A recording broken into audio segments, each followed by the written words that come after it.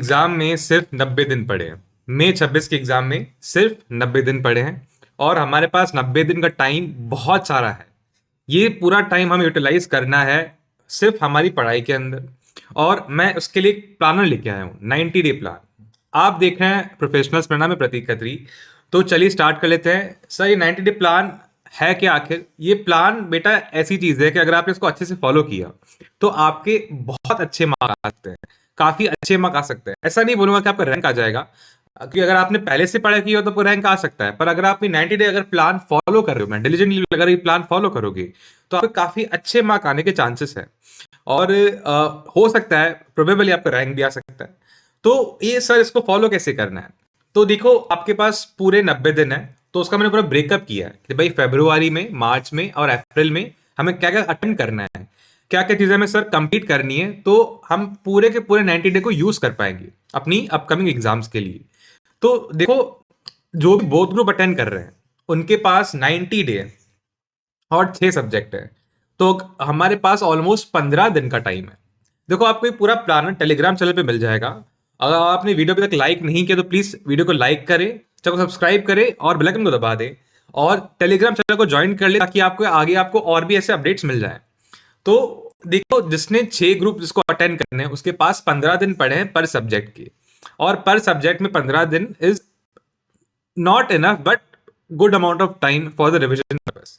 तो जिसके भी अभी तक पढ़ाई हो गई है वो बहुत अच्छी पोजीशन में है, जिसके अभी तक पढ़ाई नहीं हुई है उसका भी मैं सॉल्यूशन आपको दूंगा, कैसे करना है, क्या नहीं करना है।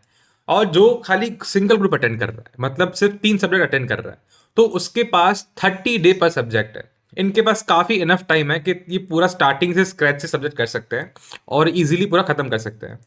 तो देखते हैं कैसे, कब को क्या करना है, देखते हैं। देखो, अगर इसके मैंने 3 फेज बनाए, 90 डे के मैंने 3 फेज बनाए, वो भी मंथ वाइज, कि भाई फरवरी में क्या करना है, मार्च में क्या करना है और अप्रैल में क्या करना है। बहुत सिंपल चीज है। और इसका कोई कंप्लीशन, देखो पहले, सबसे पहले फेज 1 बता रहा है भाई हमें कंप्लीट करना है, हमें सिलेबस खत्म करना है पूरा, कैसे भी करके। सर, ये कैसे होगा? देखो, ये ऐसे होगा कि जितने भी आपके पेंडिंग लेक्चर है, जितने भी आपके न्यू पेंडिंग लेक्चर, उसको पहले खत्म कर दो। चाहे 2x की स्पीड में देखो, 1.5x की स्पीड में देखो, या फिर 1.2 की स्पीड में देखो, जैसा भी आपको कंफर्टेबल लगे, पर इसको खत्म करना बहुत इंपॉर्टेंट है। क्योंकि अभी अगर आपने कुछ रिवीजन उठाया, पहले का आपने रिवाइज करने बैठ गए, ठीक है, करो, 1-2 घंटे करो, पर मेन फोकस करो कि भाई जितने बचे हुए चैप्टर हैं और जितने भी इंपॉर्टेंट चैप्टर हैं तो उसको पहले खत्म कर दो, कैसे भी करके। चाहे वीडियोस देखो, खुद पढ़ो, कुछ भी कर खत्म करो, पर प्रेफर करता है पहले लेक्चर खत्म कर लो आराम से, क्योंकि लेक्चर से आपको काफी अच्छी ग्रिप मिलती है आपके एग्जाम के अंदर, आपको काफी काफी अच्छी कॉन्सेप्ट क्लैरिटी मिलती है अगर आपके टीचर अच्छे हैं तो पहले आपको खत्म करना है 100% सिलेबस, कैसे भी करके।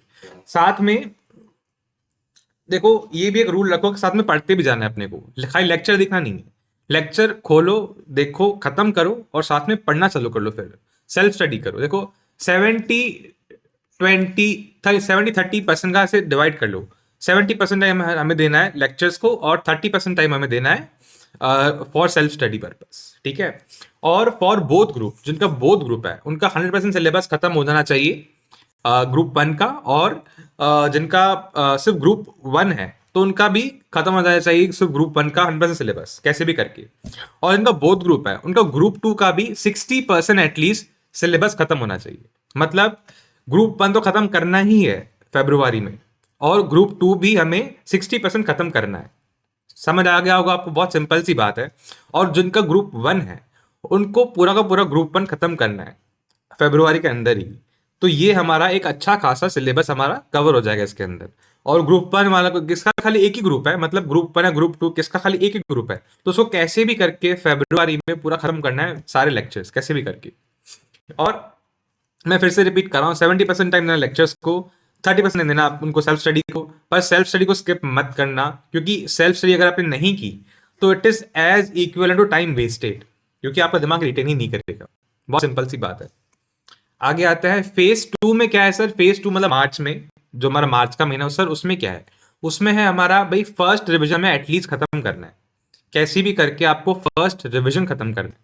मतलब कोई बुक उठाओ, बुक उठा के जितनी भी आपने चीजें हाईलाइट करी है कि भाई ये इंपॉर्टेंट है, उसको खत्म करो और कॉन्सेप्ट को रिवाइज करो, पूरा मत पढ़ो, रिवाइज करो। रिवाइज करके कॉन्सेप्ट को क्वेश्चन अटेम्प्ट कर डालो। तो ये तो रिविजन टाइप का।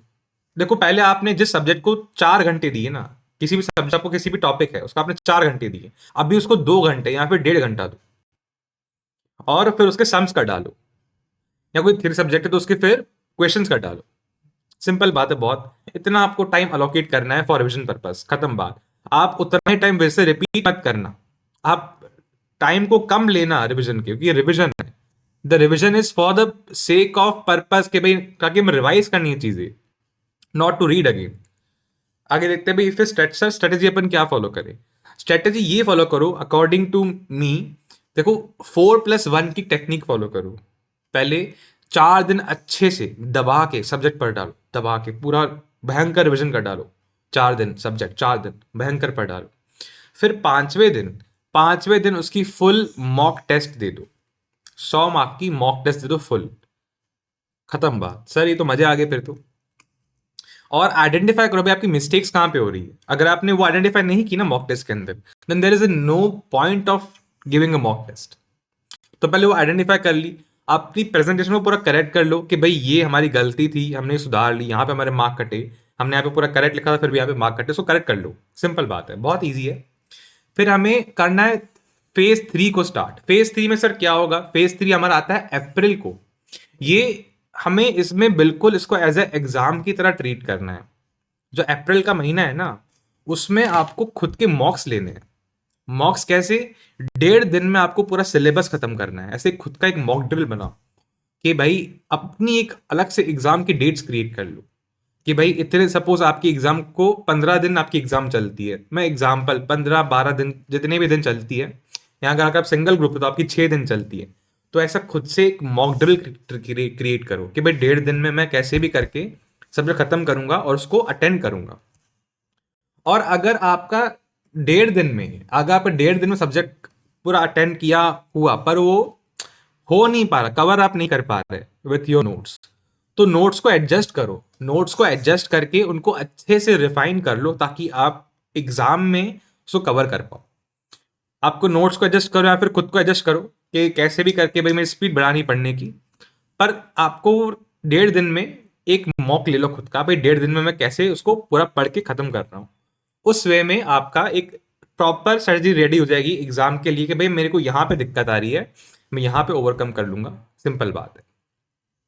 तो सर हम तो पूरा समझ गए फेज 1 क्या है, फेज 2 क्या है। फेज 1 में हमें खत्म करना है, कंप्लीट करना है सिलेबस। फेज 2 में हमें खत्म करना है रिविजन। फेज 3 में हमें बिल्कुल एग्जाम की तरह ट्रीट करके मॉक ड्रिल्स करने हैं। सब समझ गए, पर कुछ कुछ गलतियां होती है जो हम करते हैं, जो बच्चे कॉमनली हर बार करते हैं। तो ये गलतियां क्या है, हमें वो गलतियां रिपीट नहीं करनी है इन 90 दिन के लिए, वो कभी हम रिपीट नहीं करेंगे। कौन सी गलतियां, बच्चे मल्टीपल बुक वापरते हैं।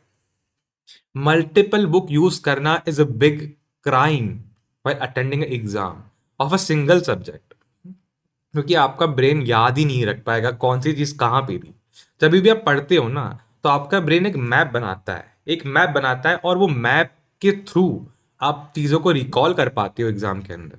तो वो मैप ही क्लियर नहीं होगा, मल्टीपल उसमें रास्ते दिख रहे होंगे, तो कैसे आप रिकॉल कर पाओगे एग्जाम के दिन। बहुत सिंपल सी बात है। तो don't create multiple maps for the mind. तो याद रखना, साथ में आपको आरटीपी और एमटीपी स्किप नहीं करनी है। स्पेसिफिकली मई 26 की आरटीपी और एमटीपी स्किप नहीं करनी है कैसे भी करके, क्योंकि उसमें से एज इट इज क्वेश्चन भी आने के चांसेस होते हैं, आते हैं, या फिर कॉन्सेप्ट बिल्कुल सिमिलर होके आते हैं। तो don't skip RTP MTP of May 26। हाँ, उससे पहले भी आप करके जाओ तो करके जा सकते हो। एग्जाम्पल जनवरी के अटेम्प्ट करके जाओ, सितंबर के अटेम्प्ट करके जाओ, मई के अटेम्प्ट करके जाओ, और आप करके जाओगे तो आपको कॉन्फिडेंस बिल्ड होगा, आपका ही बिल्ड होगा कॉन्फिडेंस। तो अच्छी बात है अगर आप सारी करके जा रहे हो तो। But don't skip May 26 RTP MTP, simple thing it is. फिर सोशल मीडिया को अवॉइड करो, ट्राई करो भाई सोशल मीडिया को हाथ ही नहीं लगाए। क्योंकि देखो हाथ लगाओ पर ब्रेक लगा, जैसे खाना खा रहे हो थोड़ा ब्रेक ले लिया, उसमें आप थोड़ा सोशल मीडिया से कर सकते हो इंटरेक्ट, पर when you are opening the book then keep your phone away. Simply phone को बाजू में रख दो, खत्म बात। अगर आपने ये पूरा प्लान डिलीजेंटली फॉलो किया तो मैं लिख के देता हूँ आपके काफी अच्छे मार्क्स आ सकते हैं। और ये प्लान आपको चाहिए तो आपको टेलीग्राम चैनल पे मिल जाएगा, मैंने आपको लिंक डिस्क्रिप्शन में दिया है। अगर वीडियो अच्छा लगे तो प्लीज लाइक करें, चैनल को सब्सक्राइब करें, बेल आइकन को दबा दें और प्लीज शेयर करें अपने फ्रेंड्स को ताकि उनको भी इतनी अच्छी अपडेट्स मिल पाए। Thank you so much for watching my video.